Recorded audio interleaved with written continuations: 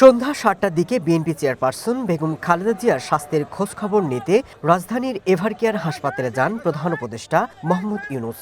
হাসপাতালে পৌঁছালে বিএনপির মহাসচিব মির্জা ফখরুল খালেদা জিয়ার ব্যক্তিগত চিকিৎসক ছাড়াও তার ছোট ছেলের সহধর্মিণী সৈয়দা শর্মিলা রহমান এবং ছোট ভাই শামীম ইস্কান্দার প্রধান উপদেষ্টাকে অভ্যর্থনা জানান। প্রধান উপদেষ্টা প্রায় আধা ঘন্টা হাসপাতালে অবস্থান করেন। এ সময় তিনি বেগম জিয়ার পরিবার এবং দলের নেতাকর্মীদের ধৈর্য ধারণের আহ্বান জানান। হাসপাতালে বেগম খালেদা জিয়ার শারীরিক অবস্থা সম্পর্কে তার চিকিৎসক দল প্রধান উপদেষ্টাকে ব্রিফ করেন। তারা জানান আমেরিকার Mount Sinai, Johns Hopkins, Britain এবং চীন সহ বিভিন্ন দেশের বিশেষজ্ঞ চিকিৎসকদের তত্ত্বাবধান এবং সহায়তায় বেগম জিয়ার চিকিৎসা চলছে। এ সময় সরকারের পক্ষ থেকে সব ধরনের সহায়তার আশ্বাস দেন প্রধান উপদেষ্টা।